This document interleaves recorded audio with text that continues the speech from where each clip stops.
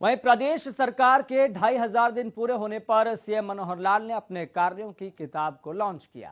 साथ ही इस दौरान एक कार्यक्रम का आयोजन कर 2500 दिन के कार्यों पर एक डॉक्यूमेंट्री भी चलाई गई, जिसके बाद सीएम ने लोगों को संबोधित करते हुए अपने 2500 दिनों का रिपोर्ट कार्ड पेश किया।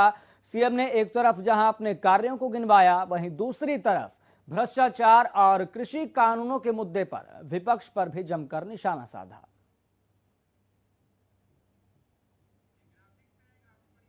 चलिए अब आपको ग्राफिक्स के जरिए समझाते हैं कि सीएम ने क्या बड़ी बातें सामने रखी। तो 1 सितंबर को एक नया पोर्टल लॉन्च करेंगे। नए पोर्टल में ऑटो अपील का विकल्प होगा। हमने व्यवस्था बदलने का संकल्प लिया है, ये बात कही सीएम मनोहर लाल ने। इसी के साथ ही उन्होंने कहा कि राइट टू करप्शन की बजाय राइट टू सर्विस। अफसरों ने काम नहीं किया तो कार्रवाई होगी। पहले भ्रष्टाचार में प्रदेश डूबा हुआ था, हरियाणा डूबा हुआ था, लेकिन आज परिस्थितियां बेहद अलग हैं। हमने भ्रष्टाचार को खत्म करने का काम किया। पहले लोगों की समस्याएं कोई नहीं सुनता था, ये बात कही सीएम मनोहर लाल ने। इसी के साथ ही उन्होंने कहा कि हर गांव में स्कूल तालाब बनाने का काम लगातार जारी है। हमारी सरकार ने आईटी सिस्टम बायोमेट्रिक बनाया। हम चाहते हैं कि जनता डीसी दफ्तर के चक्कर न लगाए। राशन बांटने में भी पहले भ्रष्टाचार होता था, लेकिन आज परिस्थितियां अलग है। हमने राशन प्रक्रिया को भी बायोमेट्रिक से जोड़ा है। विपक्ष का काम भ्रम और भय फैलाना है, ये बात कही सीएम मनोहर लाल ने। इसी के साथ ही आपको बता दें, कृषि कानूनों पर भी उन्होंने प्रतिक्रिया दी। उन्होंने कहा कि कृषि कानूनों को लेकर भ्रम फैलाया जा रहा है, किसानों को गुमराह किया जा रहा है। हम हरियाणा में 10 फसलें एमएसपी पर खरीदते हैं। सिरसा में 50 एकड़ जमीन अनाज मंडी के लिए।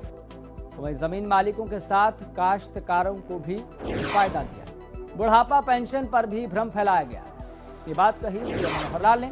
इसी के साथ ही उन्होंने पानी बचाने के लिए मेरा पानी मेरी विरासत योजना के बारे में भी बताया। योजना में 7000 एकड़ की सब्सिडी सरकार देती है। हम कांग्रेस का भ्रामक प्रचार भी सहन कर रहे हैं। इसी के साथ ही उन्होंने कहा कि हम कांग्रेस से अपील करते हैं कि रचनात्मक काम करें, क्रिएटिव काम करें। तो कांग्रेस ऐसा ही करती रही तो उनका भविष्य अंधकार में चला जाएगा। मित्रों, ये 2500 दिन पूर्व की अगर कहानी मैं याद करता हूं, तो जिस प्रकार का उस समय हमें एक ऐसा अवसर मिला, जिस समय यानी प्रदेश पूरा हमारा वो भ्रष्टाचार इसमें डूबा हुआ था, परिवारवाद में था, भाई भतीजावाद, और कैसे सरकारी संसाधनों को लूटा जाए, इस प्रकार का एक वातावरण था।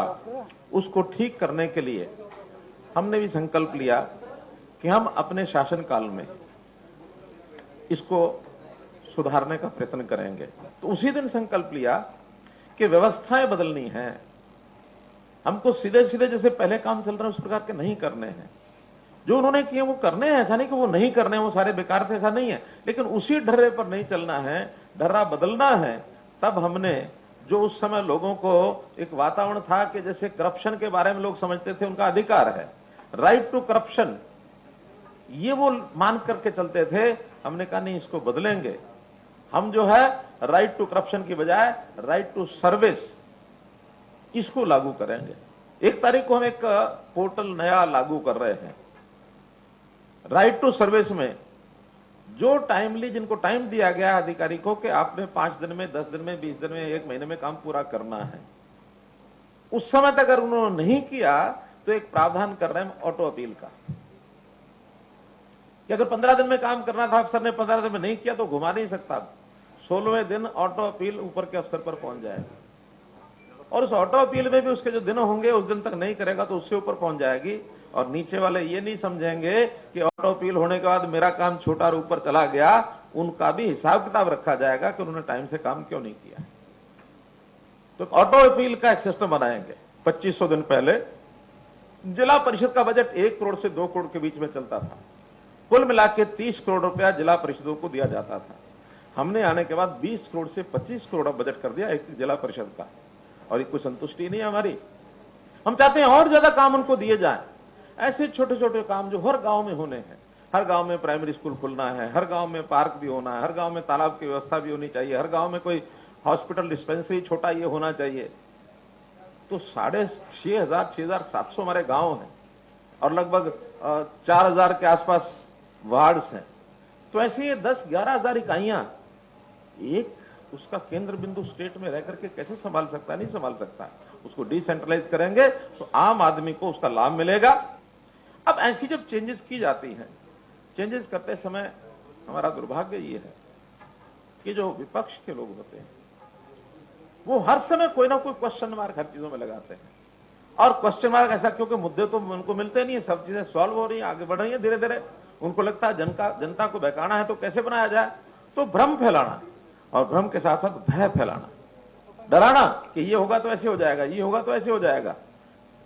ये जो 3 कृषि कानून लागू हुए, अभी जो सारा आंदोलन चल रहा है, मुझे पता है कि इसका भी कोई ना कोई प्रश्न आप लोग बाद में जरूर पूछेंगे, लेकिन भ्रम क्या है कि आपकी जमीनें बिक जाएंगी, एमएसपी खत्म हो जाएगी, ये मंडियां खत्म हो जाएंगी।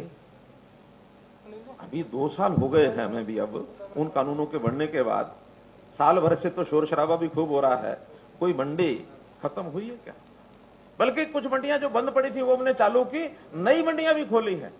अभी 3 दिन पहले ही हमने सिरसा के अंदर एक 50 एकड़ के लगभग जमीन खरीद करके उस मंडी का एक्सटेंशन किया है। मंडियां बंदी करनी होती तो हम ये क्यों आगे बढ़ाते?